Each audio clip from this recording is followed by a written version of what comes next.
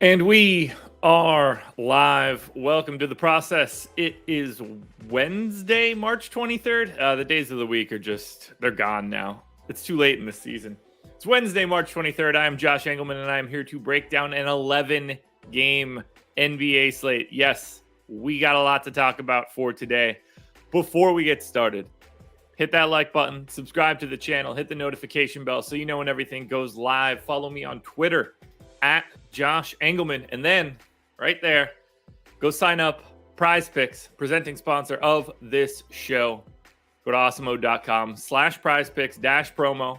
Get yourself one free month of Awesemo Plus Platinum. A little bit of a deposit bonus as well. Or just click the link in the description to this video. Good morning, everybody. It's good to see everybody here. Happy to see everybody. Lots of coffee cups. We are slowly but surely getting towards the end of the season here. Getting closer and closer to playoff time. I'm excited for the playoffs. I'm excited to watch really good basketball on a nightly basis. It's going to be fun. It's going to be a real good time. Man, Oklahoma City's lost 10 straight. That's brutal. They're so bad. They're so bad. And they're still a game back of Orlando. Well, half game back of Orlando. It's nuts. It's going to be a wild one down the stretch. Anyway, we had a lot to talk about. I probably don't have a ton to say before we get started because 11 games is a lot. So I think we should probably just dive in right out of the gate, which means I've got my coffee. I hope you guys do as well. Whether or not you have a coffee, a tea, water, beer, you're going food, hot dogs, and chicken nuggets, and Pop-Tarts. If you're going herbs, you got a joint on hand. All of that works here. Cheers to you guys. Rise and grind. Woo. Let's get it started. Oh, I love coffee in the morning. Good morning to everybody. It's good to see everybody in chat. I feel like we're going to have like a light crowd today, but, you know, we'll be all right.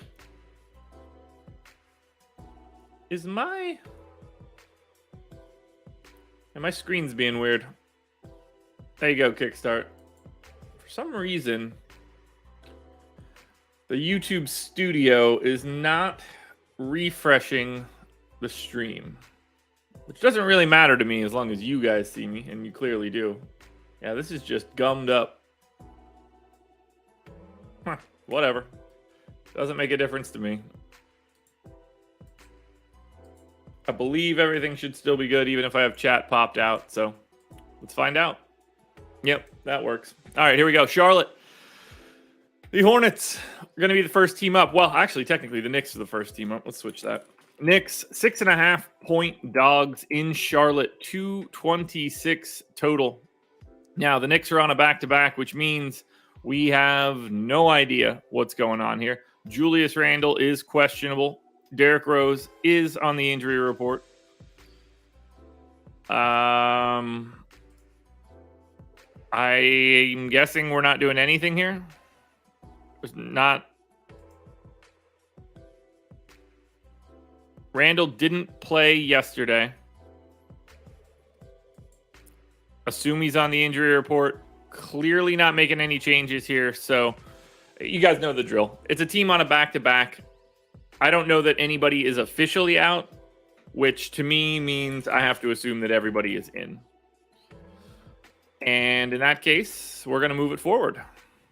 This just works for me. So we go to Charlotte then, which also, I'm guessing, doesn't have a lot going on. It's a team with very little up in the air. Yeah, no Gordon Hayward. Charlotte re-signed Isaiah Thomas to a rest of the season contract, so we know Charlotte's front office is bad. Yeah, most of this works. They're probably slowly ramping LaMelo up. I got Peach in for 30. That should probably be 31. Take a minute away from Cody Martin. Probably can't take a minute away from Cody Martin, who plays 24 minutes a game. What is up with Kelly Oubre's minutes? That is a legitimate question. I don't really know the answer.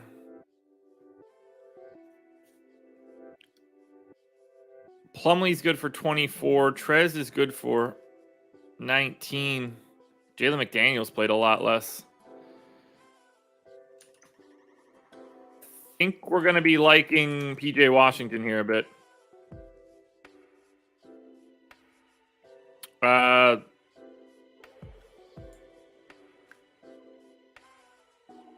No.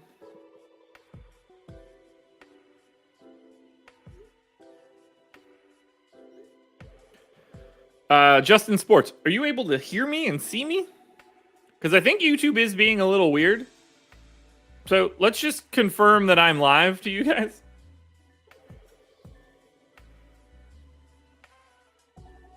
I'm looking at it now. Okay.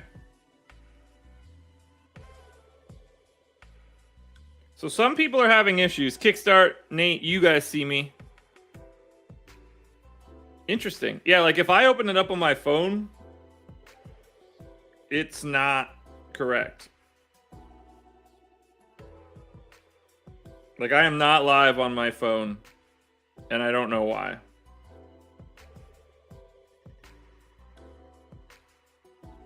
Interesting. Yeah, I'm with the... I get it. Whoever's having issues, I get it.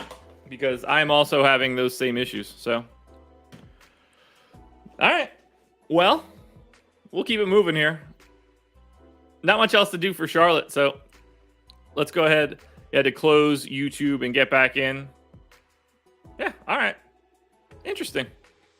Yeah, if I open it up on my phone, it's not live. It's just kind of wild. Anyway, first game's already in the books. We're starting with the Knicks. And there's a lot to like here, particularly if, obviously, if Julius Randle ends up out today, it's going to open up Obi Toppin in the low threes. But RJ Barrett against Charlotte, let's not forget that Charlotte's a big pace up spot. Not as big as it was, but they're still 8th, and the Knicks are still 24th. So great matchup for Charlotte. But we got to talk about Julius Randle on Fanduel. Julius Randle on DraftKings is 9,400. You can play him. He's whatever. It's an 11-game slate. He's 8,100 on Fanduel. Power forward and center. Oh, SMP. Glad you're here. Apparently close YouTube and reopen it again per everybody, but I don't know. Pay attention to Julius Randle's status, because if he is playing on FanDuel today, he's a really good play at 8,100. And then I think Alec Burks is fine on FanDuel. On Charlotte, I'm only talking about greens and yellows today. If I don't mention a guy green or yellow, you got to assume I don't care all that much. And that would be Miles Bridges on DraftKings, 7,900. Small forward, power forward, or Terry Rozier on FanDuel, point guard, shooting guard, 7,500. No other real priorities here for me. So we hop it over to game number 2. Atlanta, also on a back-to-back. 5-point favorite in Detroit, 225 total. Atlanta's usually pretty easy. I don't think that anything came out of that game last night. You know, we might get Lou Will back. I don't know. Didn't play last night. Seems like he's not going to play today, so I'm not going to make any rotational changes here.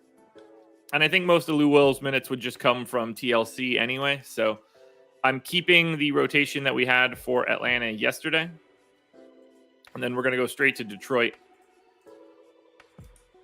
For Detroit, we actually know what's going on there. Joseph available, Grant available, Olynyk available. No Saban Lee back down to the G League.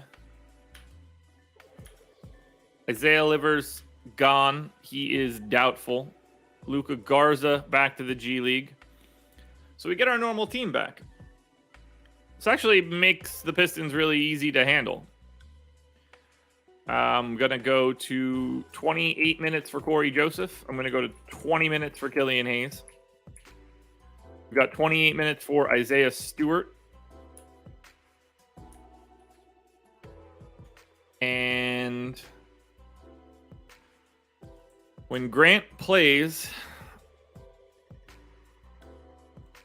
Isaiah Stewart and Bagley, like, where's the last real game? Stewart, Bagley, Olynyk, Grant. We're going to go back to Jeremy Grant in for 34 minutes. Bagley in for 20. Olynyk in for 14. Actually, we'll go 33-15.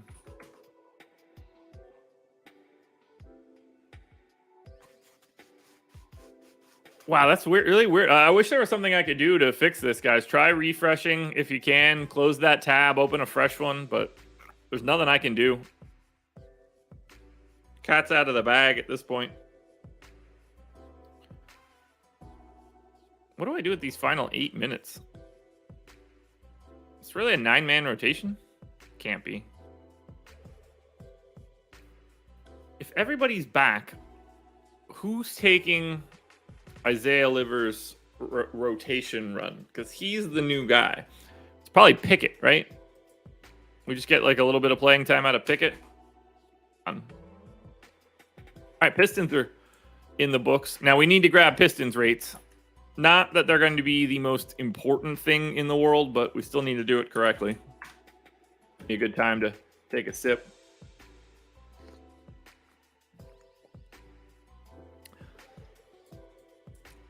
Let me see.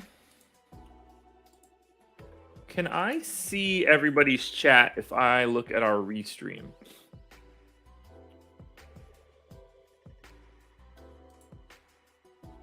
Advanced video, analytics, team, scheduler.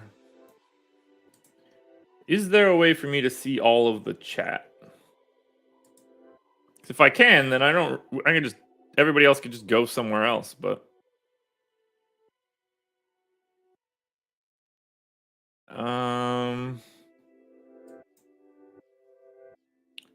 Chat.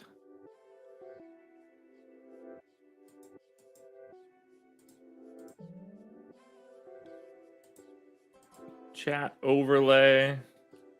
Launch. Let's see if this actually works. Let's just see. Maybe it will. Doesn't seem like it's working.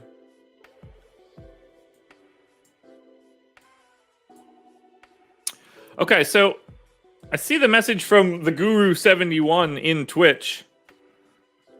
Yeah, interesting. And it's relaying the Twitch stuff from the Restream bot. Maybe that actually works again. We shall see. I'm going to leave it up for a little bit just to see if I continue to see it. SMP, if you're watching on Twitch, let me know.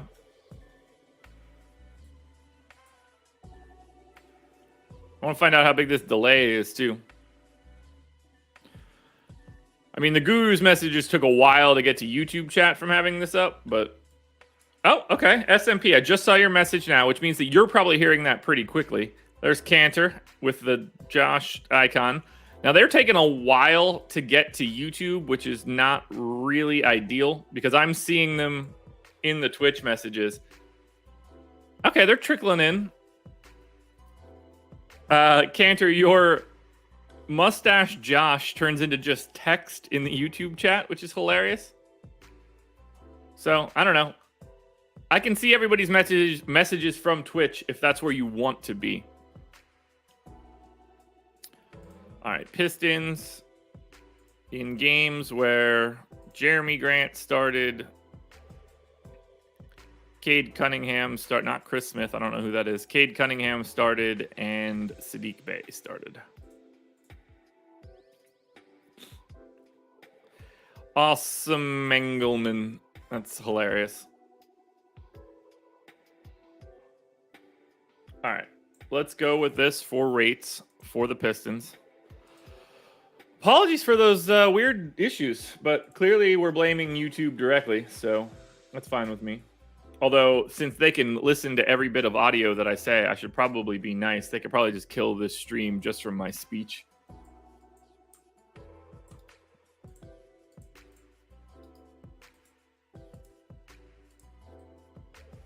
The Pistons are 10-25 in games where their 3 best players start. That's probably not great.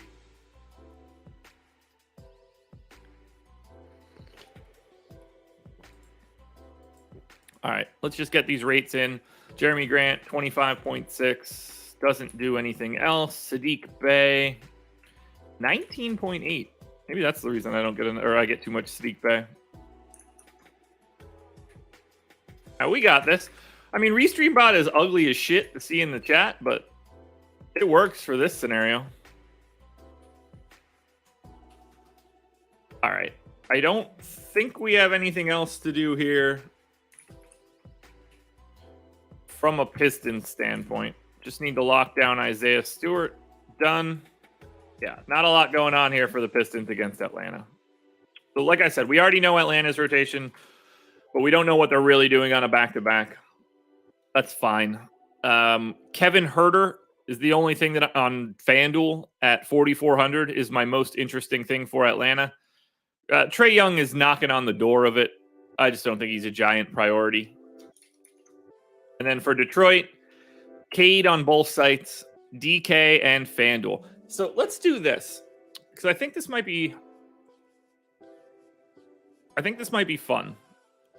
I think that I can do this pretty quickly and pretty easily. So we're going to add a little bit of a feature today. Let's see how it works. All right, so we're going to call it greens and yellows. We're going to make a short list. I think this is going to be a good idea. This might take a little bit too long, but it'll be a quick Excel lesson as well, because I think this will make it look really cool. So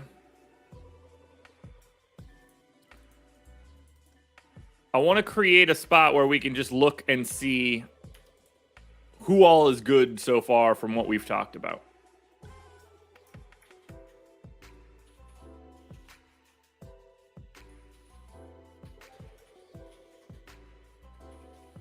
All right.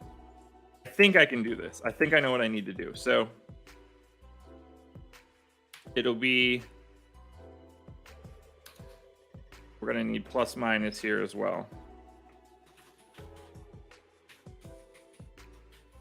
All right, if the game number is less than or equal to that bad boy, then we want the FanDuel plus minus.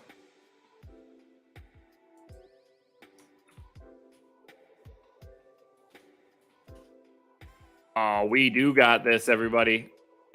We do got this.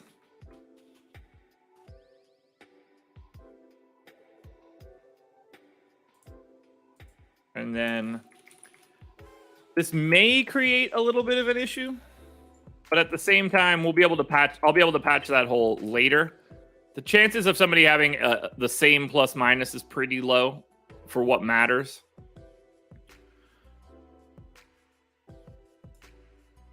But I think I can make a running list that just sums everybody up. Oh, yeah.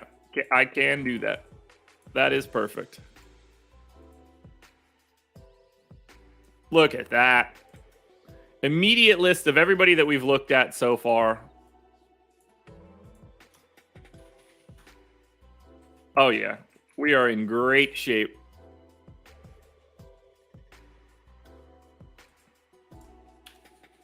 So what we're doing, I want to build this so we have a running list that I don't have to refresh. And I think this is going to be the way to do it.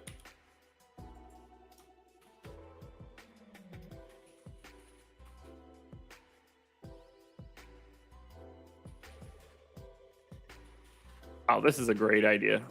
Yeah. This is an absolutely great idea. I should have done this ages ago. What we're doing is just basically grabbing all of the highest plus minus values and building a table out of it and only showing that information. So that way I can hop to this tab and you guys can just see immediately who the better plays are.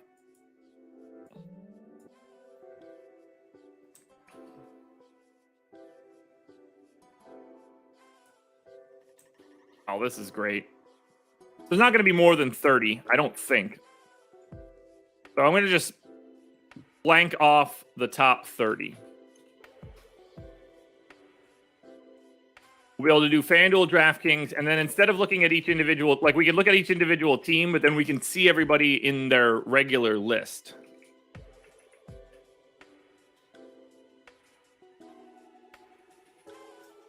This is perfect. Look at that. Look at that. Look at this. Okay, so what we do want to do is blank out anybody that isn't above.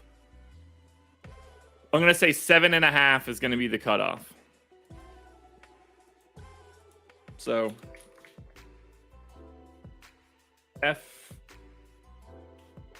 F3 is less than or equal to 7.5 and 1.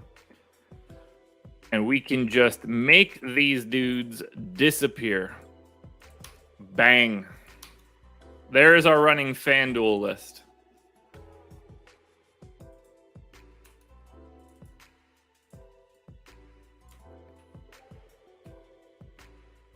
I like it a lot. Now, I do need to turn that rule off quickly. Because what we need to do is also set this up for DraftKings.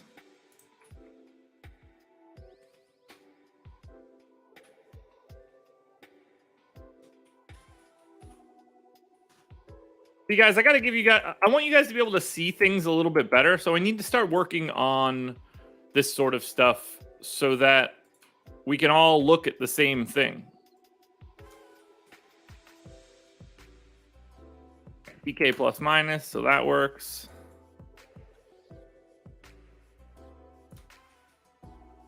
PK plus minus, so that works. Team is the same. Salary needs to be DraftKings. And position needs to be DraftKings. Why does RJ Barrett have no position?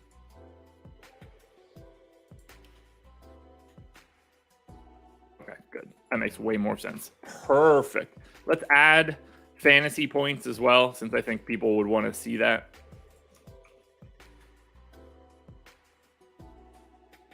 So we just need this and that. So now, every time that we do a game, we can come to this sheet and see the updated list of everybody we've talked about. And that should make life way easier. Way, way, way easier.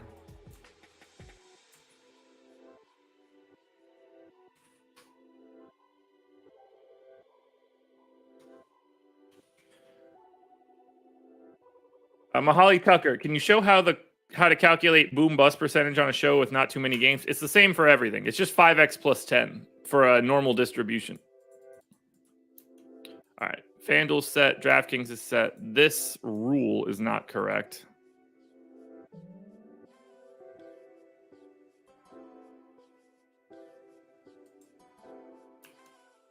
So let's just correct the DraftKings version and then we're good. So if P3 is less than or equal to 7.5, then 1. All right, so there we go. Now we've got our list. Through the first two games, consider this to be like your core. Now it's going to be a big core, so we can sort of think of the core in two separate stages. We could think about it like cash core and GPP core, but like these are the guys that you're going to need a lot of. Full stop. The bigger this number in column G, the more you're going to need them. But this is where we stand right now. Move that over here. But this should help people get a good visual of what we got going on. And I'll play with like everything that we have on here, but consider this the short list. If I were going to write an article, this would sort of be the way that I would pick the guys that I wanted to talk about. So plus minus, CG, that's a good question. What is plus minus? Plus minus is my ceiling score minus the target score. Okay, I'll make it even easier.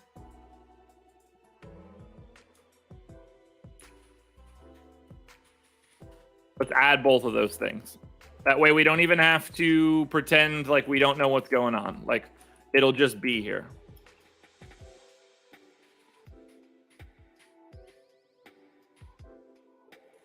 That's Fanduel ceiling.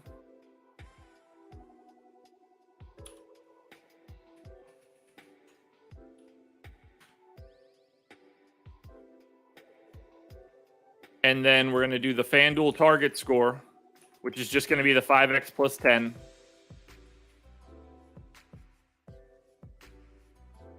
Oh, no. Am I down now?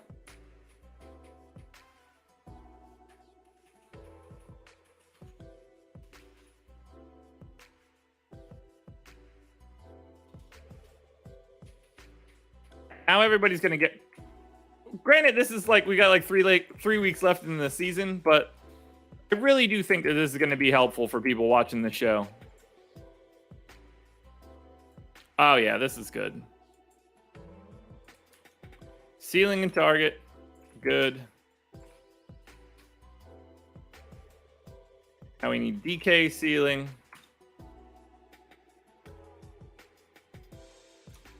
DK target.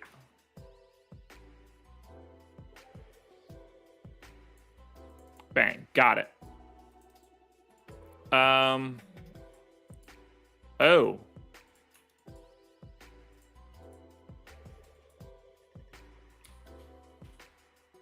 Need to set up one additional piece of this formula.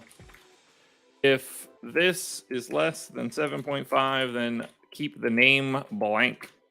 That way, I don't see anything else. Oh, no. Ignore that error. Value not available.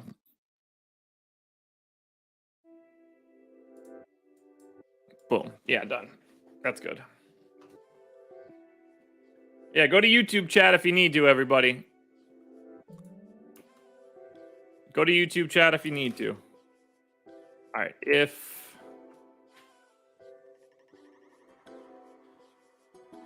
V3 is less than 7.5, then blank. That should remove all of that extra nonsense.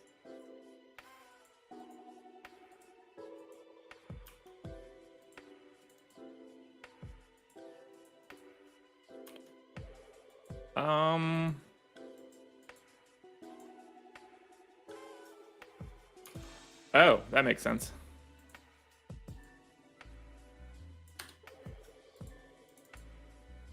Why is that showing ceiling and target as an error cell now? That doesn't make any sense to me.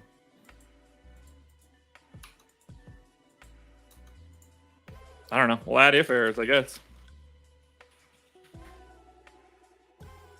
Now we're taking a little bit of a detour. We're already up to 7 o'clock, but we're through 2 games. And now this is going to be great work for us moving forward. This is a little bit of an Excel lesson.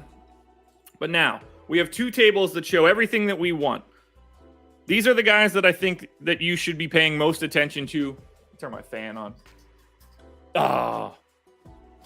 Hold on.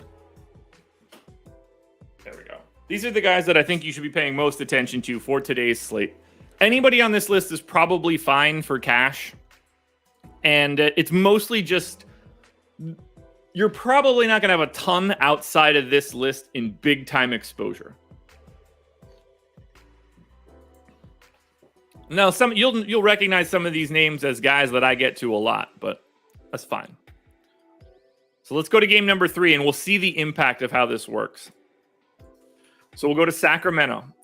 This is where it's going to get interesting for what we're building out. We'll start with Sacramento. Kings are 5.5-point dogs in Indiana, 236 total. So we should expect to see some names here, particularly because it doesn't look like we're going to have De'Aaron Fox or Domantas Sabonis for the rest of the season. So we're going to build out a very wild Sacramento Kings team here.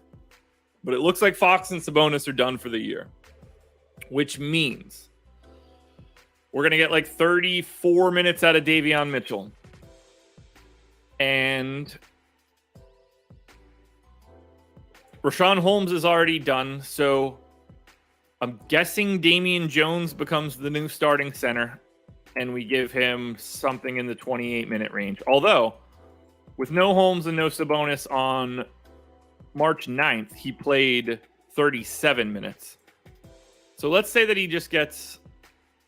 Who the hell is the backup center for Sacramento now? They used to have so many. Okay, so it's still Alex Len. So I'm going to go 28 and 20 on Damian Jones and Len. Trey Lyles has been playing 32 minutes a game. I see no reason to make a change there. At which point I'm going to give Metu the other 16 minutes.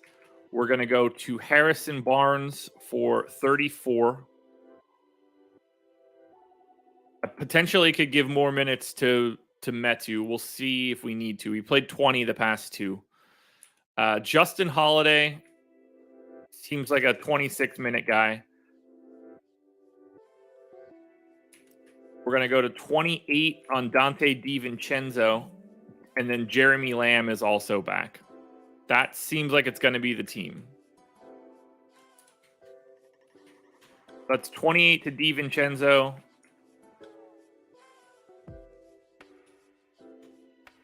I'm going to go to Jeremy Lamb for 16. Man, Metu to 22. Does that make sense? Doesn't really, right? Take Jeremy Lamb to 18.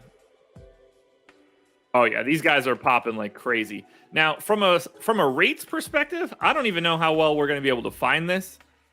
How many games do we have with De'Aaron Fox off and Halliburton off? Because that's really the biggest piece. And Hield off, I guess, too. Halliburton off, Fox off. We'll start there, and we'll see who's played the most outside of that.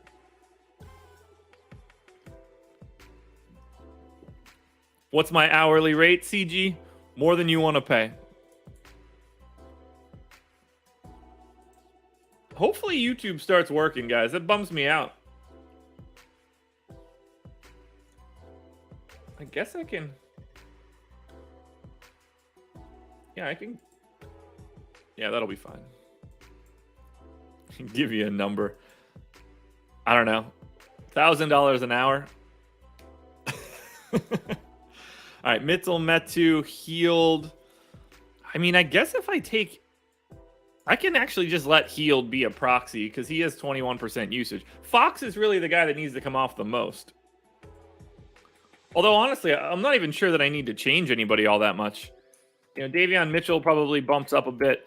It's actually probably Davion Mitchell's assist rate that becomes the real big piece here. So let's grab all of these rates now, just with no Fox, no Halliburton, just to get an idea of what changes. Because it's going to be Lyles, Damian Jones, Davion Mitchell, and I don't think any of those guys really matter all that much from an adjustment standpoint. Like, Trey Lyles doesn't just become a 40% usage dude.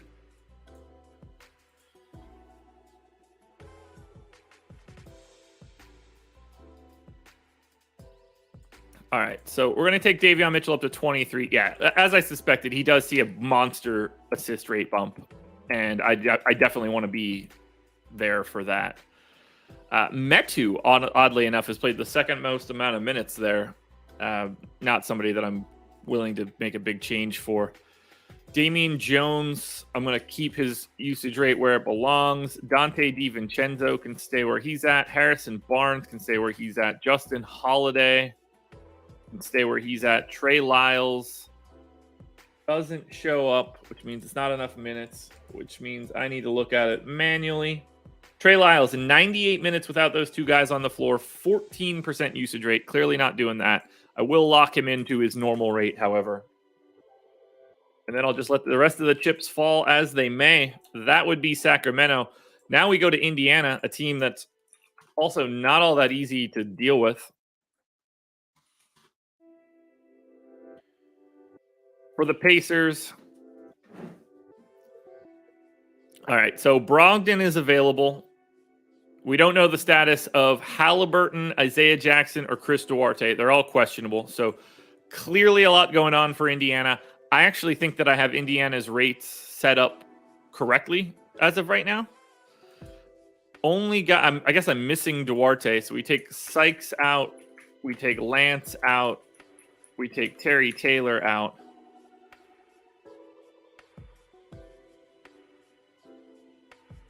CG, I used to do that kind of stuff for my previous job. We had office hours for Excel once a week, Wednesday mornings, I think it was.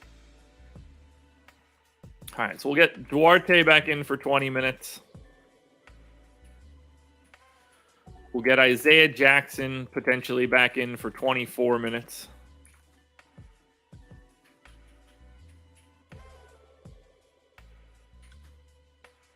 Oh, yeah, we're in good shape now.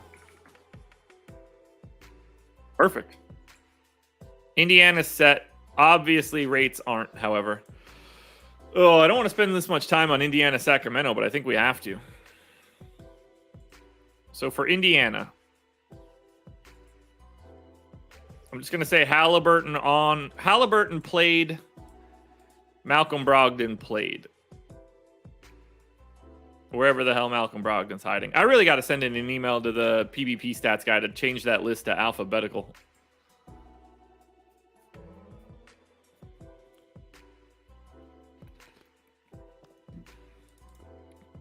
All right, that'll work. So let's grab these rates quickly because clearly Brogdon being in changes things pretty dramatically for the Pacers. Now, who knows? Maybe we won't get Halliburton and it won't matter at all. But I didn't even think about the fact that this is Indy and Sacramento here. And it's possible that Halliburton and Sabonis don't play. But Halliburton revenge narrative for this one, guys, if that's something you're interested in.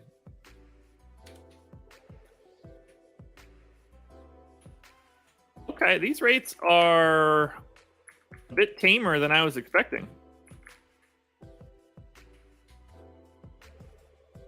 Man, Jalen Smith going to end up being on the Pacers next year. All right, here we go. So now we can look at Sacramento. This is where it's all going to pay off. All that extra time. We look at Sacramento, and they look great. Davion Mitchell, both sites, exceptional. Trey Lyles, both sites, exceptional. Damian Jones on DraftKings, really good. Still fine on Fanduel. Harrison Barnes, really good on DraftKings. These prices are too low. Look, nobody's above 5,500 on DK. You get Lyles with dual eligibility. You get Barnes with the dual eligibility. Damian Jones potentially starting at 3,700. If they start Alex Len, he's 3K. He's actually someone we can pay attention to. There is a lot to like here for the Sacramento Kings, given the fact that we're not going to have Fox and Sabonis. On the Pacers side, Buddy Hield looks really good on FanDuel at 5,900. He's $1,800 more expensive on DraftKings. Fire up your Buddy Hield on FanDuel. Is he still playing monster minutes? No, he's not. I got to cut down Buddy Hield's minutes. Don't fire up Buddy Hield as much as I thought you should. But still fire him up nonetheless. Malcolm Brogdon, assuming he is in, looks great on FanDuel, good on DK. Halliburton and Jalen Smith both look good on FanDuel. This game is a big game to target today. And now I can show you why. So you see the sheet still has just everybody from the first 2 games on it. If I change this to 3, add in the 3rd game, redoes the entire list in order, adds in Sacramento, adds in Indiana. It looks fantastic. Fantastic. Davion Mitchell, Trey Lyles, top of the list on Fanduel now. Buddy Hield and Brogdon hop into the 4th and 5th spot. On DK, Lyles, Mitchell, Jones, and Barnes take the top 4 spots of everybody that we've looked at so far. The core is getting bigger, guys. The core is getting bigger.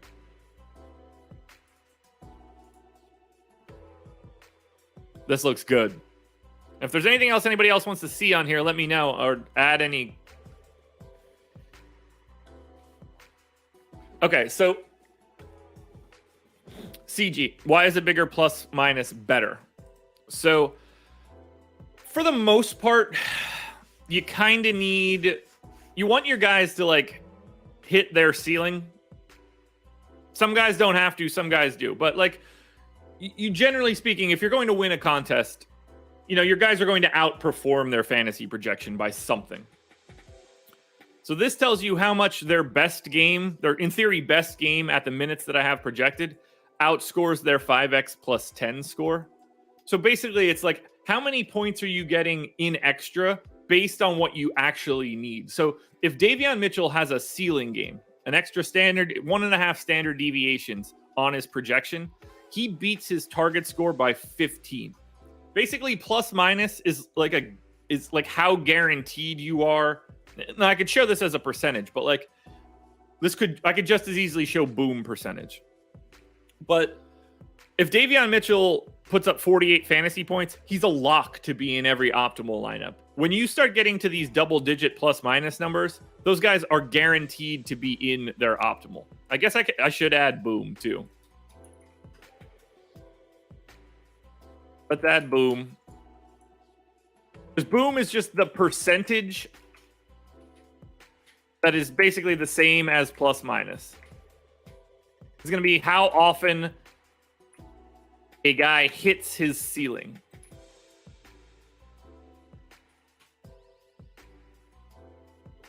Sorry, I misspoke there. Boom is going to be how often this player gets their target score.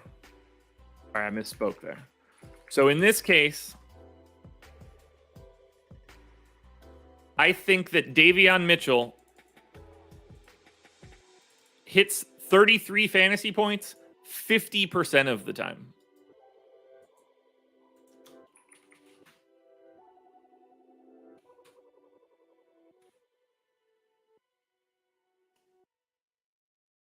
At least on FanDuel. On DraftKings, I think Davion Mitchell hits his boom score 36% of the time.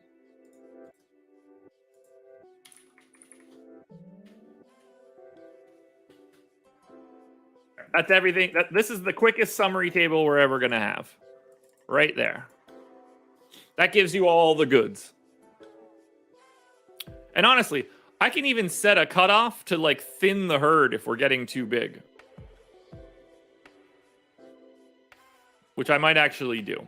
But we'll cross that bridge when we come to it. Let's go to game number 4. Utah at Boston. 5-point dogs for the Utah Jazz here. 220 total. Now, this is a game where I don't expect to add a lot of fantasy plays. For Utah, no Boyan, no House, no Udoka Azubuike. So we kind of know what's going on here. We've had no Boyan for 5 games now. This will be game number 6. This is the rotation that I already have in for this team. I'm going to bump up Mike Conley to 30 minutes. I'm going to bump up Jordan Clarkson to 31 minutes. Alexander Walker just doesn't play. So, like I said, not very good. Juancho plays a lot less than you would expect. That actually leaves me a bunch of playing time that would go to Jared Butler. So I don't have any rates to change for Utah. This is just what we had in for the last time. Just changing at the margins, but it's the same starters. On the Boston side, I'm guessing they got their guys back. So for Boston, yeah, Smart is probable. Robert Williams is probable, which means we're going back to our normal Boston rotations. We should be able to fill this one in pretty easily. So we get Marcus Smart in for 33 minutes. We're going to say actually, we'll say Peyton Pritchard is the backup point guard then. Derek White plays his 24. We get Time Lord in for 32. Horford in at the backup for 16. Plus another 14 gets him to 30.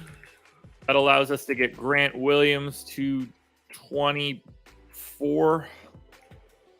And Tatum to 37. Jaylen Brown to 35. And then, oh, yeah, 10 extra minutes to Tyus. I got to knock everybody back down a peg.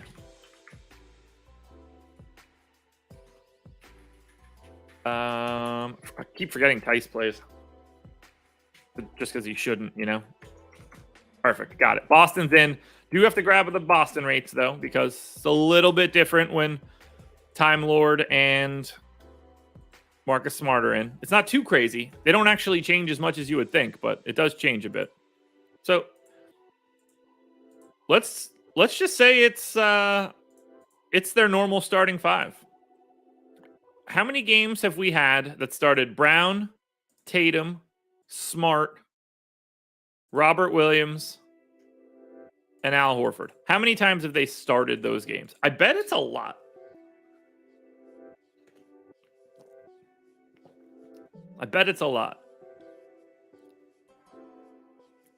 Yeah, 33 games they've started. You're not going to find a better sample than the 33 games that are exactly like the way they do it now.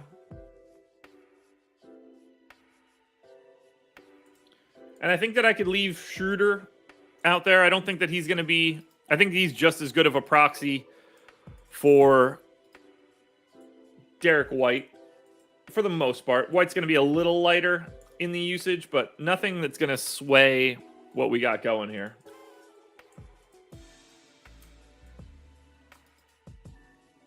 So, we've got our Boston rates.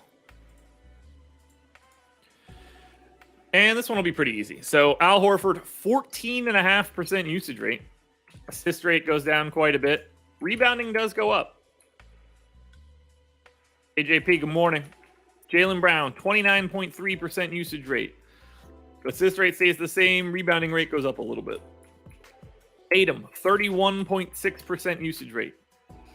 Everything else stays the same. Marcus Smart, 17.8% usage rate. Everything else stays the same. Robert Williams, final guy, 10.5% usage rate when he starts with all those guys. Assist rate comes down. Rebounding rate is fine. That is your Boston team. So as we look at both teams here, Utah, I guess I have no idea if anybody's hit the like button yet. So hit that like button. Basically no priorities out of Utah. Maybe a little bit of Donovan Mitchell would be okay, but this just doesn't look like a good spot. On the Boston side, however, Robert Williams on Fanduel continues to be wildly underpriced, and I don't even have him projected all that well. 1.07 fantasy points per minute in 32 minutes, but he's 5,900. Robert Williams stands out on both sites. He's better on Fanduel. Jason Tatum stands out on both sites. Jaylen Brown is more of a Fanduel than a DraftKings play. But we can just sum it up by looking at it like this. To the list we go. Robert Williams jumps into the number 3 spot on Fanduel. And then, Tatum is down at 13. Jaylen Brown here down at 16. Donovan Mitchell sneaks on. On the DraftKings side, though, no real priorities.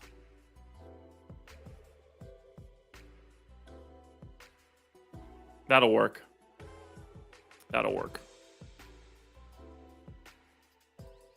List is building out. So as it gets bigger and bigger, I will cut it down more and more.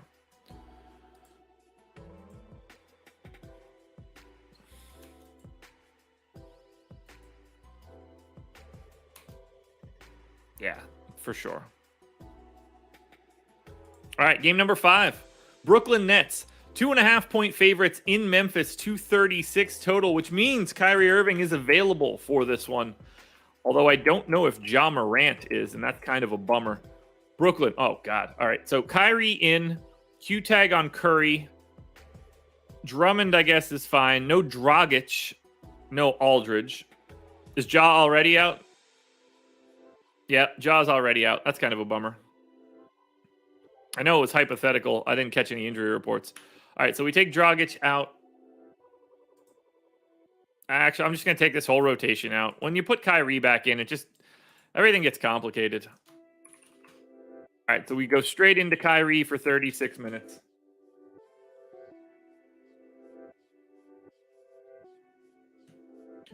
We go straight into Durant for 37. Drummond comes back in, plays his 23. Nick Claxton plays his 24.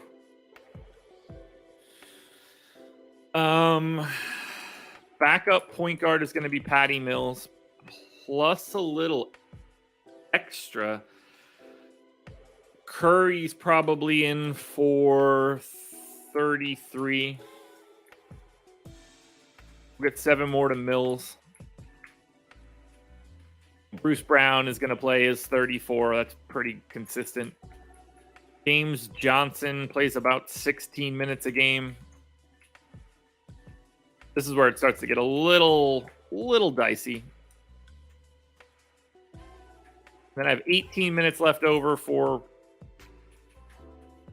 Cam Thomas, maybe? Kessler Edwards, I guess?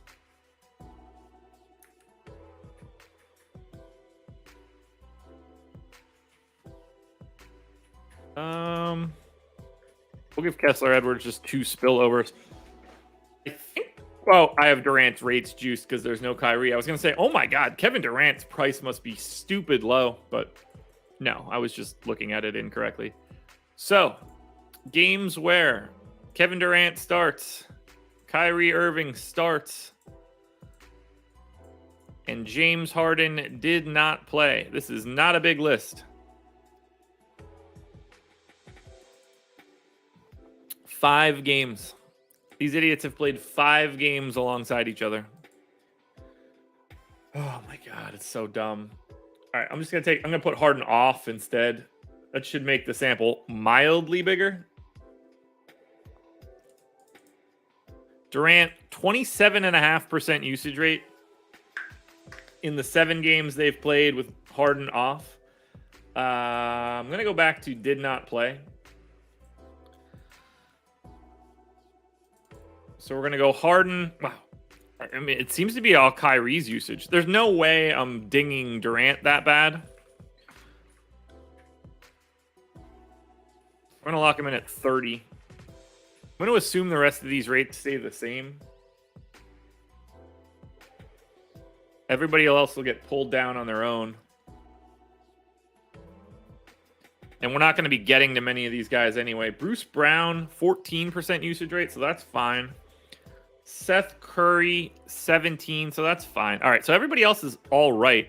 Drummond, actually, the guy that's most likely to be a problem here if he plays 23 minutes. Let's look at Memphis. We got to remember, this is a great matchup against the Grizzlies.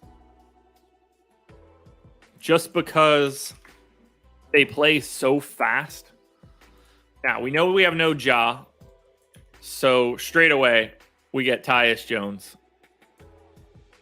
And when we look at games where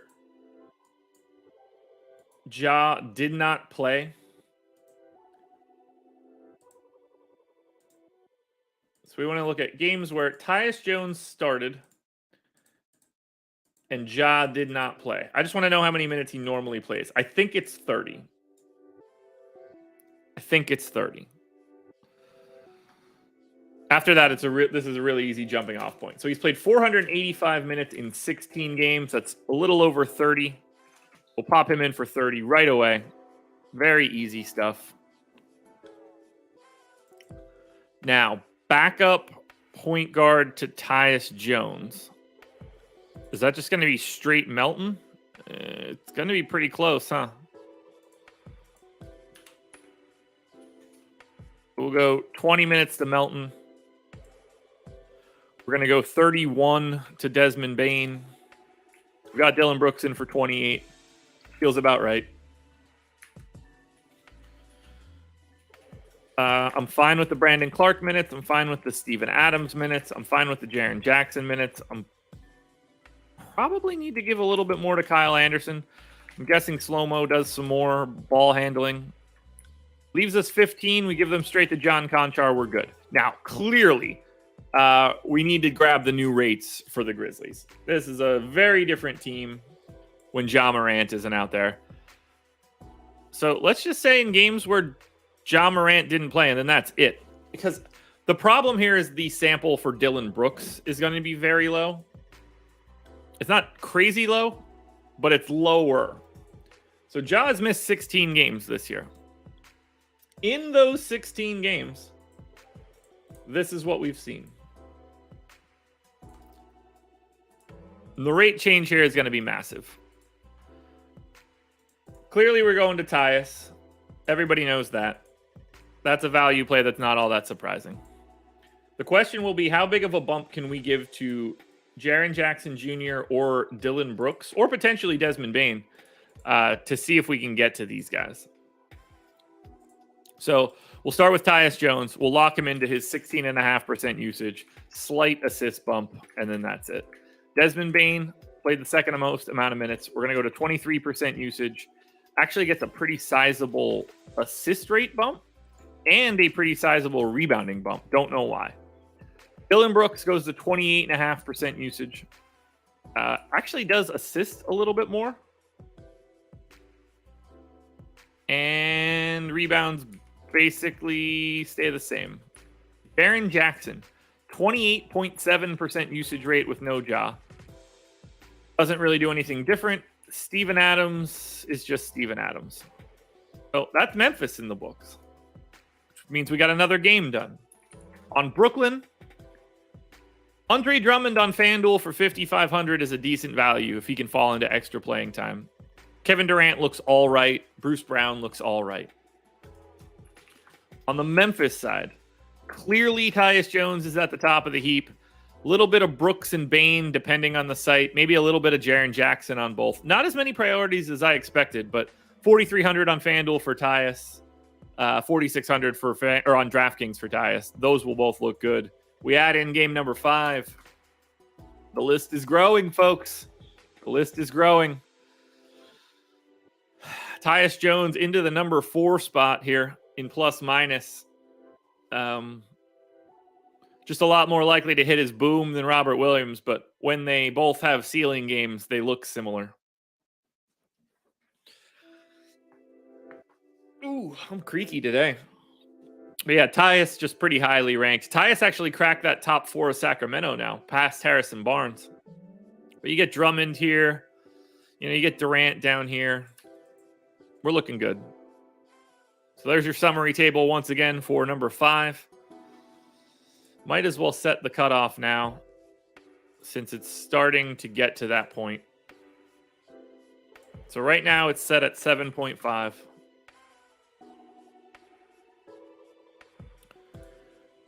Let's just lock that in. Done. And boom. All right. We'll probably have to bump that up to like 10 by the time we get to the end of this, given how big the slate is. Game number 6. Wow, it's 7:30 already. We have so many more games to go. It's a shame that this is like the rough technological stream, because I think this is one of the better ones we've done. I want to see, is YouTube better? Hey, guys, my YouTube is working now, just in case anybody was here and it wasn't working for you before. You might want to check it out. I think YouTube might be back up. At the very least, it's back up for me. So, Golden State Warriors, 7-point dogs in Miami, 214 total. I'm assuming that's the lowest total we have so far, at which point I can't imagine we're getting a lot here unless people are out. So for Golden State, I mean, we know that Steph isn't playing. Clay is doubtful. Is this a back-to-back? Okay, it's a back-to-back. So we're not going to get Clay either. We're probably not going to get Otto Porter. I'm going to take those guys out. I mean, I wouldn't be surprised if we don't have Draymond either. This could be a really crazy game for Golden State. So right away, we know for a fact Clay is not playing this back-to-back, and I don't think that Otto Porter is going to be playing this back-to-back either. He has not been playing back-to-backs this season, if I'm remembering it correctly.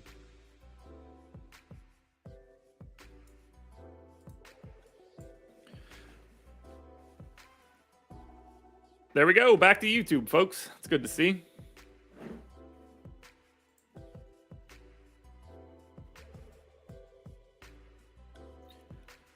The question would really be Draymond. Are they going to play Draymond on a back-to-back today? They probably are.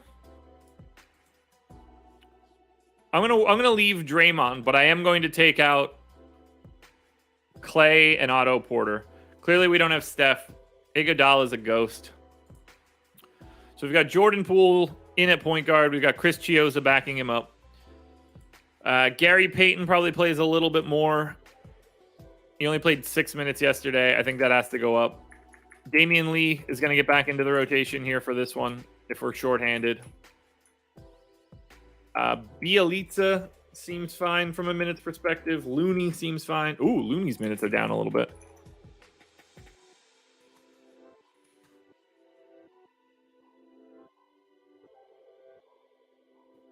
And if you're still having trouble with YouTube, try closing your app or changing your tab. I think that'll help a bit. I think we're going to get a couple extra minutes out of the bucket for today. Moses Moody clearly going to be getting back in with, 20 minutes or so. Then that leaves me 11 extra minutes to who? Where are those minutes going to go?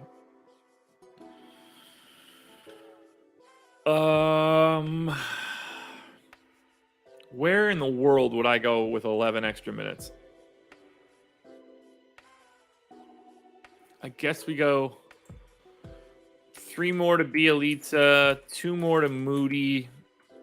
I can go 2 more to Damian Lee.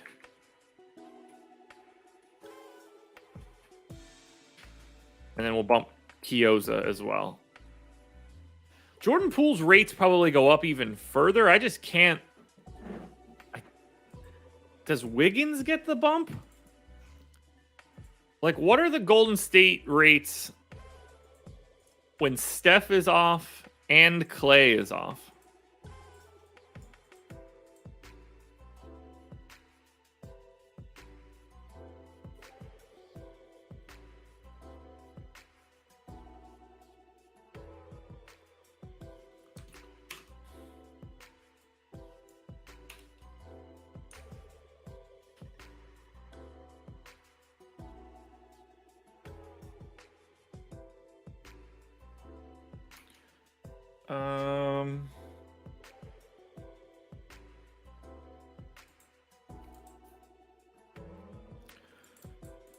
All right, so Poole 31.4% usage rate. Wiggins jumps up to 27. This actually matters. We have even bigger usage bumps than normal with these guys off. Let's grab the Golden State rates. This is a tough slate, guys. It's big. There's value everywhere.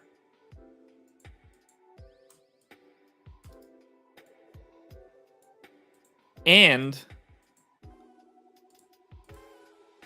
the amount of guys that are out is just, it's the back-to-backs and like the sitting guys too. Like Jordan Poole. with Clay and Steph off the floor, has a 31.5% usage rate. I'm going to take Poole to 31. That's a big bump. Assist rate goes up.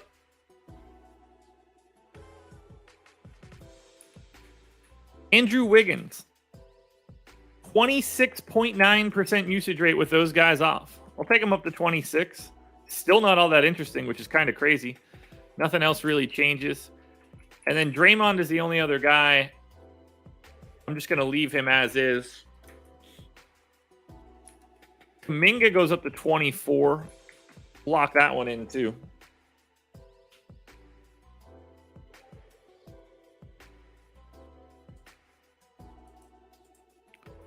So that's Golden State. It's a shame they're playing Miami because they could have been really interesting today, and instead they're just going to be like, meh. Now we look at the Heat, who should rest people, but probably won't be. All right, so Q tag on Butler, Hero, Martin, Oladipo, and Gabe Vincent is out. All right, so it's the same rotation I had last time. No changes that could possibly be made here, so... we look at Golden State first.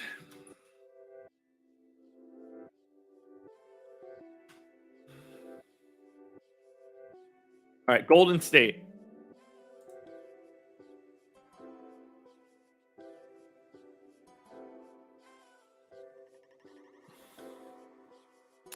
Poole on both sites and probably not a lot else. Man, this like 214 total on this one. We got another game at 218. Everything else is in the 220s or 230s.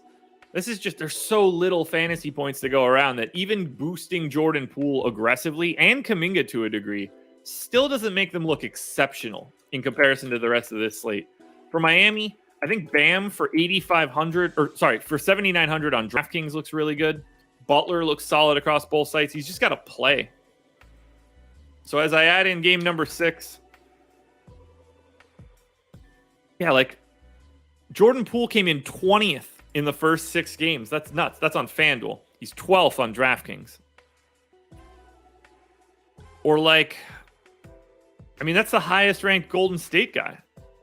Jimmy Butler's 11th on Fanduel for Miami. Bam is actually 4th on DraftKings. Bam looks really good. Really good.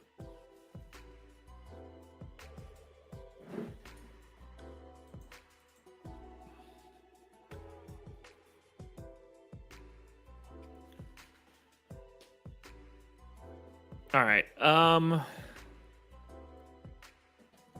Yeah, I don't... Jordan Poole really the only Golden State guy that's showing up. It's kind of nuts. Thought we'd get more out of Miami, but it's basically just Butler and Bam. All right. I'm going to bump the cutoff to 8. Oh, really? Really? Why are these all errors now?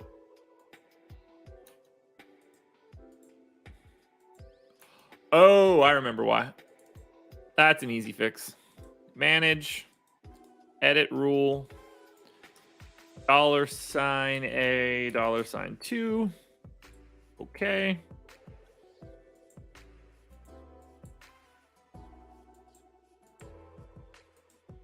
Wait. Oh, this is all jacked up. Why are these rules all jacked up? All right, we're going to delete this one and this one. Oh, guys. Sometimes when you build stuff on the fly, you forget to do things correctly.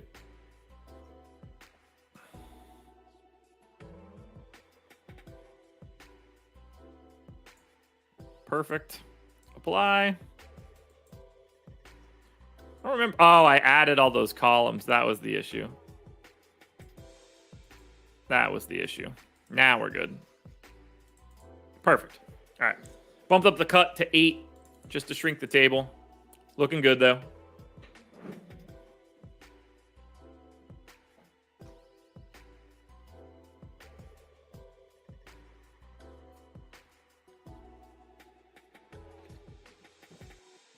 Uh-oh, I'm going to... Coffee went down the wrong pipe, folks. What a stream. We still have 5 games to go here.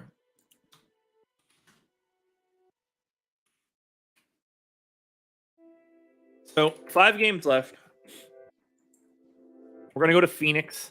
I think Phoenix is normal for today. Campaign's back.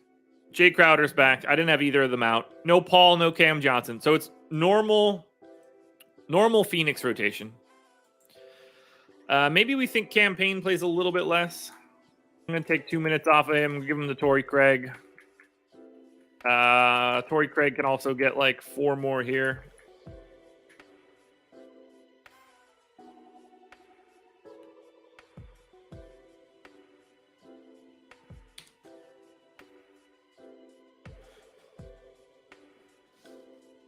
Also, just to hit on this, Calvin, I don't know why you're landing on 350 for 5x plus 10, but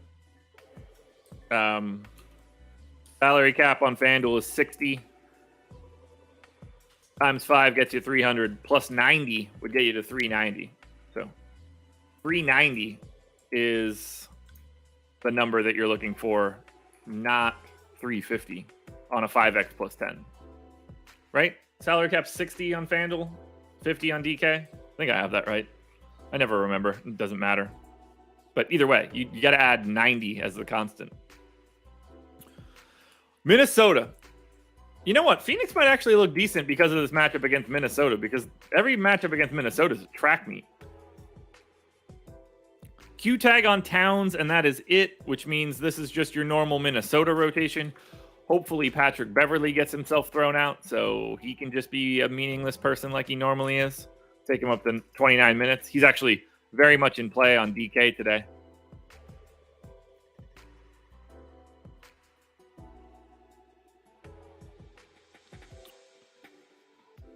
Russell at 33 minutes. Edwards at 33 minutes.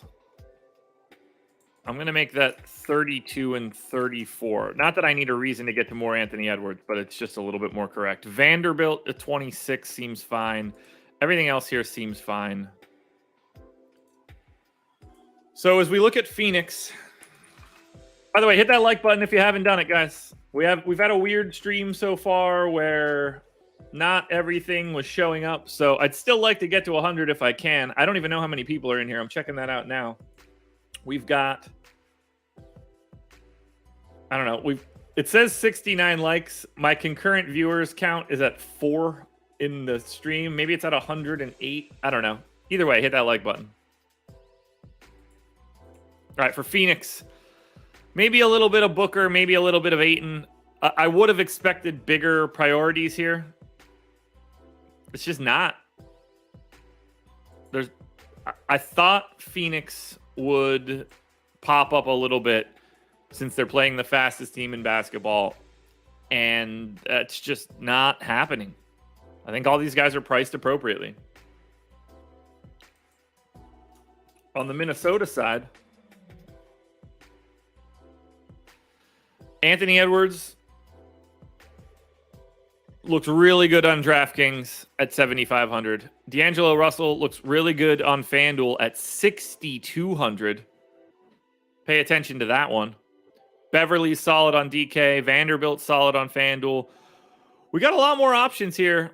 Game number 7 added to the list. Yeah,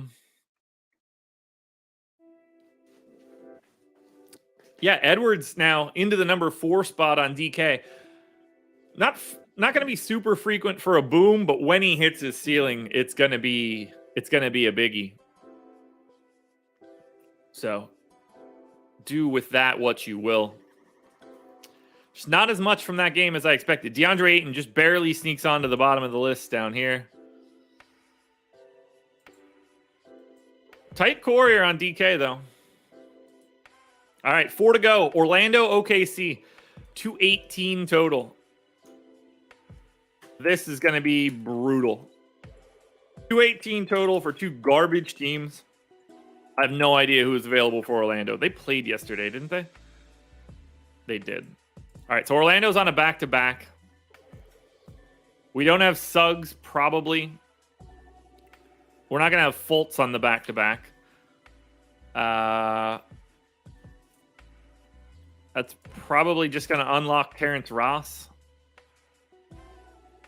Is Gary Harris... Did something happen to Gary Harris yesterday? Doesn't appear it. He played. I'm going to leave him in. And I'm going to make no other changes. For giving 2 more minutes to Chuma Okeke. Ugh, I'm still going to get Cole Anthony on Fanduel. That's not fun. But I don't have any other changes to make for Orlando. They're on a back-to-back. That's impossible. For OKC, another team that I really don't want to talk about. We do have their news, though, because they played on Monday. So for the Thunder, Q-tag on Shea. Going to leave him in. Q-tag on Sar. 1, 2, 3, 4, 5, 6, 7, 8, 9. All right, well, if Sar is out, if one of Shea or Sar are out, they have 9 guys. That should be fun. I'm going to assume Sar is in for right now, and we're just going to chop these minutes down a little bit. I mean, if Shea plays, he looks really good.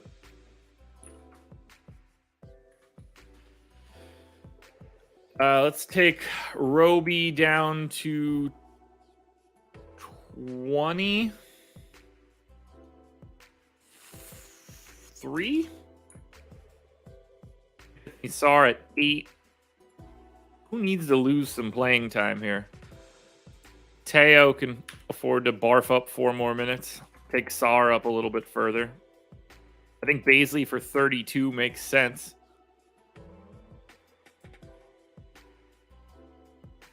I think the rest of this actually makes sense. I mean, we're basically just playing Shea or Baisley.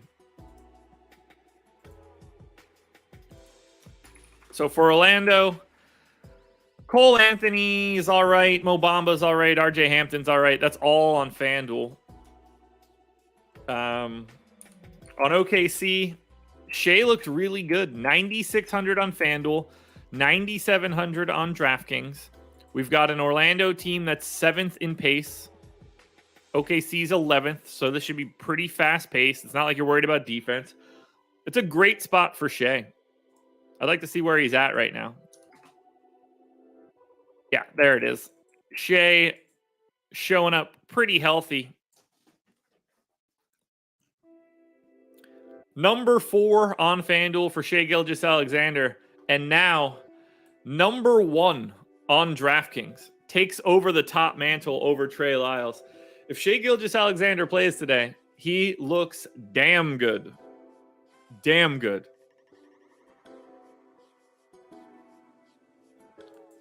SGA looking real good.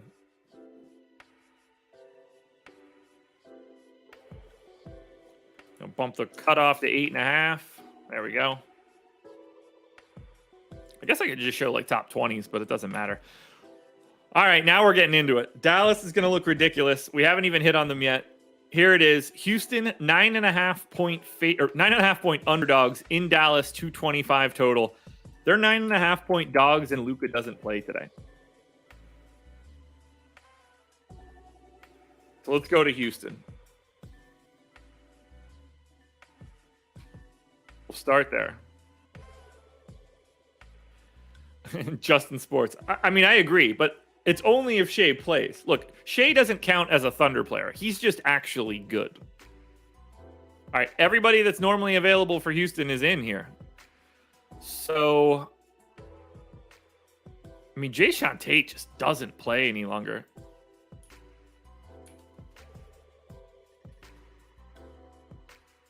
Then I got Şengün in for 21. I could try to get him 2 more minutes from somewhere.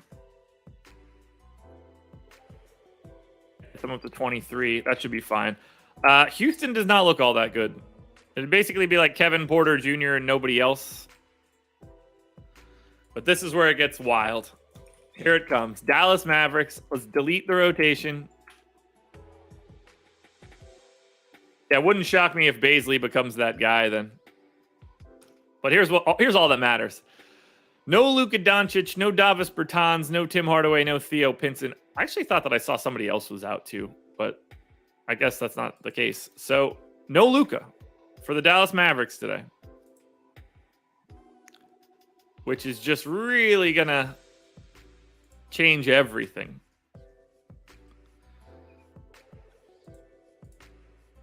Now, let's think about this here. Dinwiddie played 36 minutes the last time that happened. Maxey was not available, but I think we're going to get Jalen Brunson for, I'm going to go 34. I'm going to be pessimistic. I'm going to say 34 minutes as well for Spencer Dinwiddie.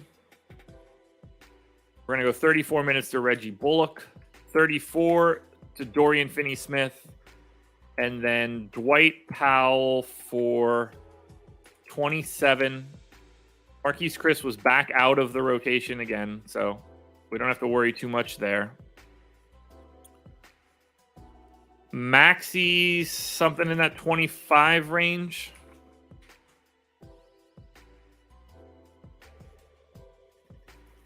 Josh Green's going to play more than he normally does. Sterling Brown probably gets back in. So that game that Luka sat at the beginning of March, Josh Green played 28 minutes, but that also didn't have Maxey.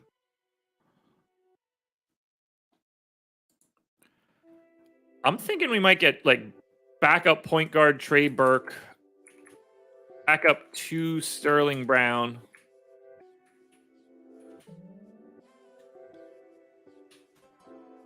And then Josh Green in for like 22 minutes.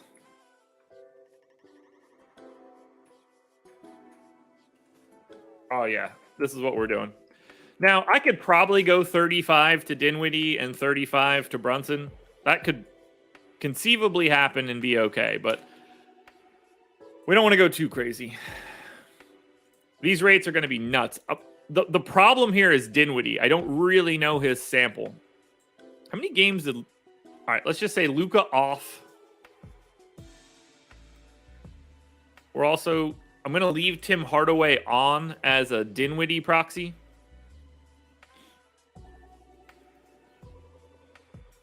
Actually, let's also take Porzingis off.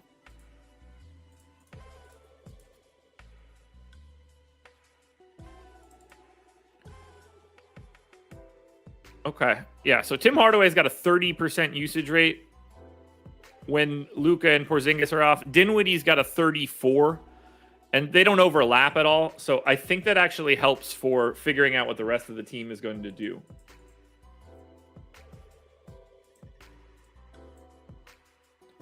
All right, we'll use Dinwiddie as the cut.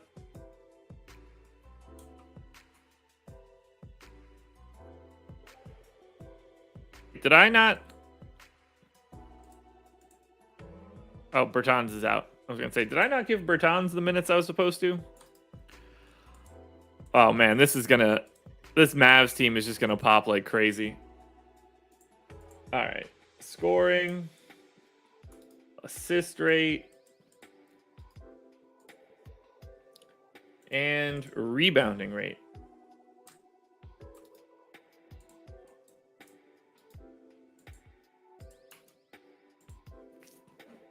All right, here we go.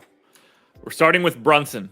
Brunson, 28.7% usage rate with no Luka, no Porzingis on. And that basically uses Tim Hardaway and Dinwiddie in the same way. So I'm going to go to 28.7. He's popping so much. Assist rate goes up to 10. Sure. This is your number one player of the day today, guys. It's not close.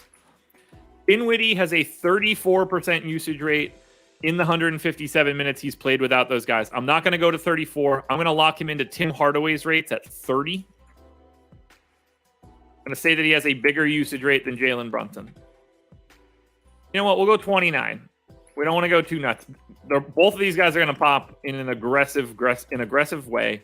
Like, no way around it. Somebody else needs to take a big usage bump, though. That's the thing. Dwight Powell isn't that guy. Dorian Finney-Smith actually is that guy. Reggie Bullock's in at 14.4. So I think I could leave the rest of this as is.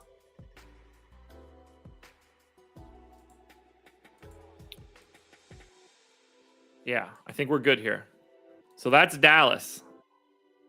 Now, as we look at Houston, no priorities. Maybe a little Kevin Porter, but you're not going to Houston. What you're doing is going to Dallas. Look at those numbers. Brunson, Dinwiddie, Finney-Smith. I mean, Brunson and Dinwiddie are 1 and 2 on both sites. Dinwiddie, 6,600 on FanDuel, 6,400 on DraftKings. Brunson, 5,300 on FanDuel, 6,700 on DraftKings. Those two guys are your number 1 and number 2 plays today, and it's not close. You ready to watch it happen? Here it comes. Switching to add game 9. Bam. Look at that. Jalen Brunson at plus 22. A 74% chance to hit his target score on FanDuel. You should have him in everything. Brunson and Dinwiddie have 58 and 59% chances, respectively, to hit their target scores on DraftKings. If they hit their ceilings, they're 20 points clear. That is, these guys are not even close. Like, Dinwiddie on FanDuel is a little bit more expensive. He still looks better than everybody else on the slate except for Jalen Brunson. Maybe you can make a case for Davion Mitchell. Guard is stiggity stacked. Fire up your Jalen Brunsons and your Spencer Dinwiddies, though, folks.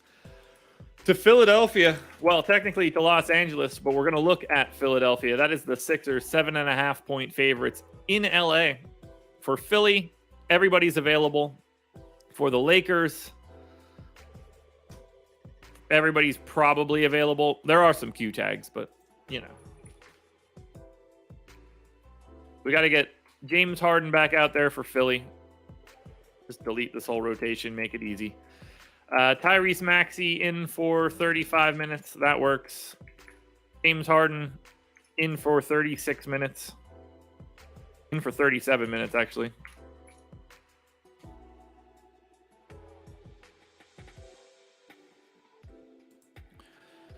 Embiid in for 35, which gives me straight back up to DeAndre Jordan. Niang in for 26. Toby in for 34. Thibault in for 26. Danny Green in for 20. And 14 for Shake. And then we get the Philly rates with Harden and Embiid. Definitely need to update that. Games where James Harden, Joel Embiid, Tyrese Maxey, and Tobias Harris all started. This might be the longest process show ever, guys. I think it's worth the price of admission, though. Price of admission obviously being completely free. Costs you nothing. You get nothing.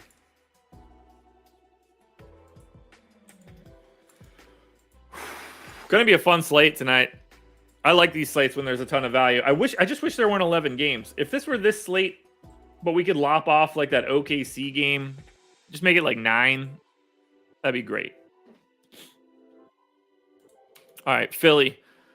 We start with Harden. Relatively limited usage rate.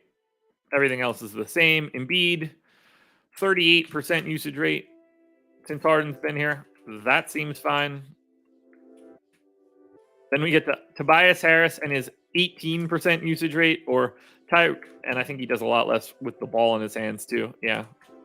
Does he rebound? Oh, but you could at least grab some rebounds too, bruh. Maxey, 18.5% usage rate. Assist rate goes down pretty dramatically. Rebounding rate goes down dramatically. Still looks good. Thibault actually better than it seems. George Niang, worse. All right, Philly in the books.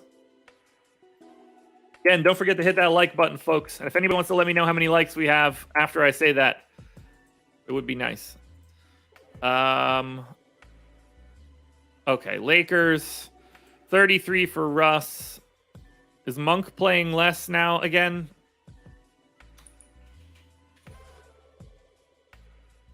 Sort of. Take him down to 28. Stanley Johnson's there. Oh, we got to get THT some minutes. I don't. What do we? I mean, I guess it doesn't really matter because we're not playing anybody from the Lakers.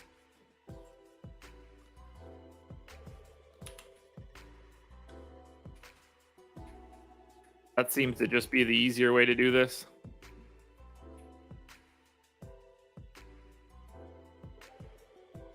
Like, who's leaving the rotation here? I mean, Dwight's going to play. That makes sense. Maybe Monk does play a lot less?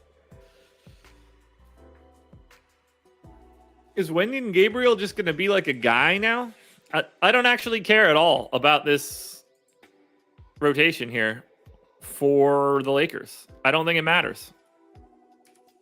You're not going to get to any of these guys. I don't even have changes to make. We're just not getting to the Lakers.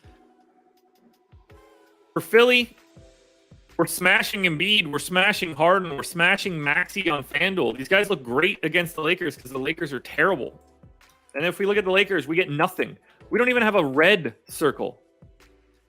I got LeBron at 1.41 fantasy points per minute. He's averaging 1.41 over the past 30 days. I'm projecting Russ more than a tenth of a fantasy point ahead of where he's been. Still not interested. This entire situation for the Lakers looked bad. And for Philly, Embiid jumps into the number 3 spot on FanDuel and the number 3 spot on DraftKings. Harden is 5th on DraftKings. He's 7th on FanDuel. We're really, really going after Philly here with Embiid and Harden. Maybe that unlocks a little bit of LeBron for you if you want to try to stack up that game. You know, if you're trying to go to these guys, I don't think that's necessary. I just want to play Embiid and Harden. And now I want to close out the slate. San Antonio Spurs, 8-point favorites in Portland. 233 total for San Antonio. We've got no Lonnie Walker, no Romeo Langford. Keita Bates-Diop is back for Portland. No Josh Hart, no Simons. Greg Brown is in. 4, 5, 6, 7, 8, 9, 10. They still have 11 guys. Okay.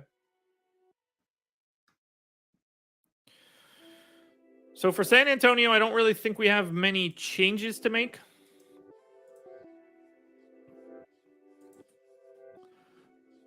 Looks like Josh Primo plays a little bit more than I would expect. Where do I pull those minutes from? 35 for Murray is fine. 20 for Trey is fine. 30 for Josh Richardson. That can come down. I'll get him up to 25. 32 for Vassell. Make that 31. And then we'll give 4 more. Bring Diop down. So 8 and 3. Perfect. Okay, lots to like for San Antonio here. Murray, Pirtle, Primo to a degree.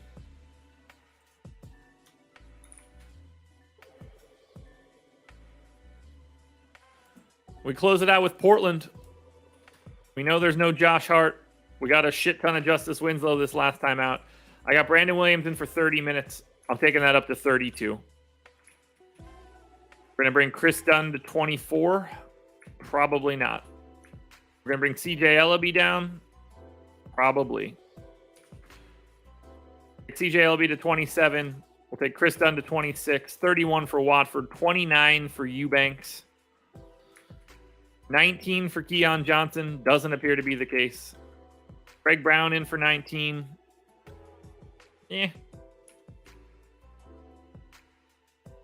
We're about right here. I mean, maybe McLemore plays a little bit more. Get him up to 24. All right. That game is done. We have closed out all 11 games. We built our new tool for today. We look at San Antonio. DeJounte Murray on both sites, 10-1 and 10-3 FanDuel and DraftKings. Looks fantastic. Jakob Poeltl, though, 6,200 on Fanduel, 6,400 on DraftKings, and he's got a great matchup against the center that he already knows how to play. Haywood, good morning. Mike, good morning. For Portland, Justice Winslow on Fanduel is 5,300, and that's probably a pretty good price for him. So be advised. As we add in the final game, we're going to try to cut this list down a little bit.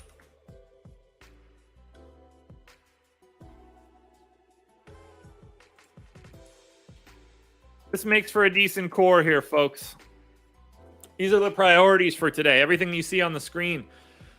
We see DeJounte Murray get to the number 6 spot on FanDuel. Jakob Poeltl actually gets to 9th. We see DeJounte get to 6 on DraftKings as well. Jakob Poeltl gets to 14th. But this is your list. This is your priority table. And surprise, surprise, Jalen Brunson, Spencer Dinwiddie are your 2 best plays for today. But let's run our crunches and see the impact on the crunches. Thank you guys for being here. This was fun.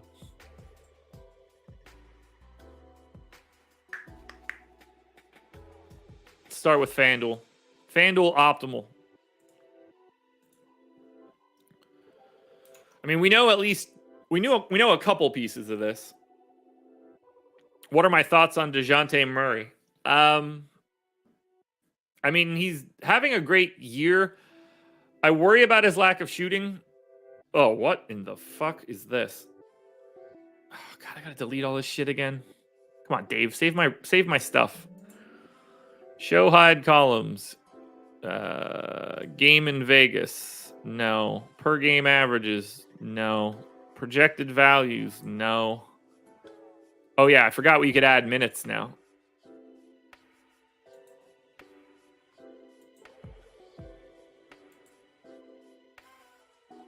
Oh, there's quick views. That's fun. Classic FC view? Okay. Show teams logos. Off. Columns always use full width.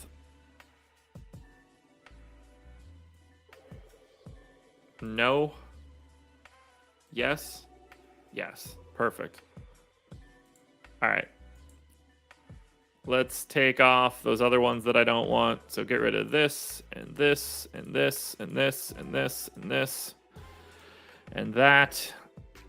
And consistency. Is that everything? No. Team points. I don't give a shit about. DVP. Don't give a shit. That'll work. All right. Upload. Whoa. Whoa. Dave. When did this happen? You could upload projections and minutes and rates. Yo, that is great for quick changes. Oh, if you got to just go like, oh, this guy's a 1.5 guy, change him to 30 minutes and let all that stuff work. That's going to be a big, big, big change for everybody that uses FC, like not necessarily in the ways that I do. All right. Optimal lineup on FanDuel, 365.5 by 8/10. Spencer Dinwiddie, Davion Mitchell, DeJounte Murray, Jalen Brunson, Dorian Finney-Smith, Kevin Huerter, Bam Adebayo, Trey Lyles, Joel Embiid. Since we've been looking at that list build itself out, we should not be surprised by any of those names. Let's look at the power rankings. Whoa, you can change the amount of what a thumbs up is now? It's not just 8% if you want to change it? Oh, Dave, my man, what you been doing? What have you been doing? Big time changes to FC. I like it.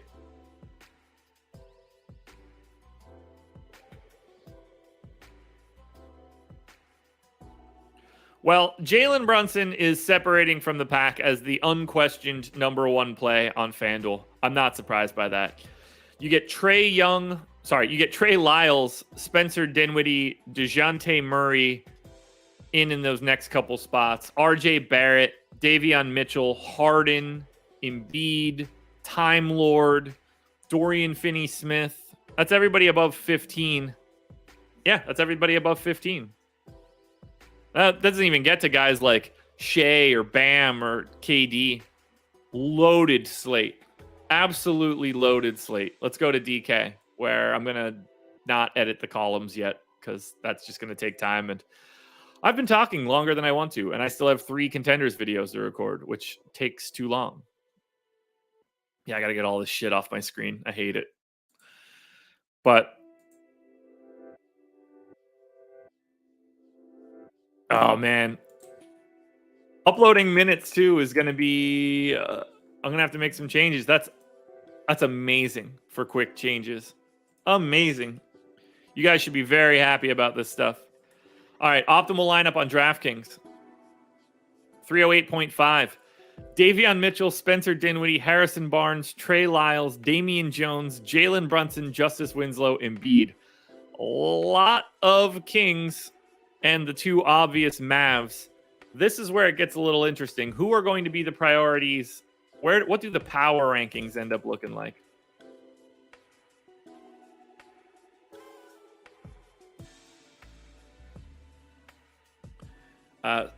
Shocked to see Spencer Dinwiddie and Jalen Brunson at the top.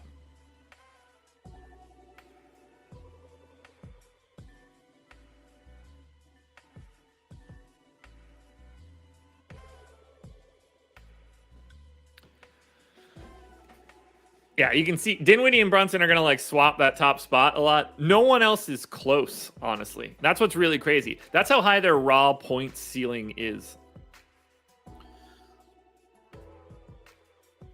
And then you still get the value options of Lyles and Mitchell and Jones. Reggie Bullock's still sneaking around up there. Embiid and Harden as pay-up options are probably the 2 preferred. But after Dinwiddie and Brunson, you can kind of build out whatever you want. Top 5, Dinwiddie, Brunson, Lyles, Mitchell, Embiid. And then finally, we head to Yahoo, a place where we have literally no idea what this crunch is going to look like. I have no idea what the Yahoo prices are for today. Gonna guess Spencer Dinwiddie and Jalen Brunson look good. Here we go. Optimal on Yahoo. We've got 322.5, 2 of them. Davion Mitchell, Jalen Brunson, Shea, Chris Dunn, Trey Lyles, Jaren Jackson, Joel Embiid, and Spencer Dinwiddie. You can swap Chris Dunn for Josh Richardson. Same game, same projection, same salary, same lineup. Do with that information what you will. No surprises. Final spot. Power rankings on Fanduel. Sorry, power rankings on Yahoo. Did we get to 100 likes?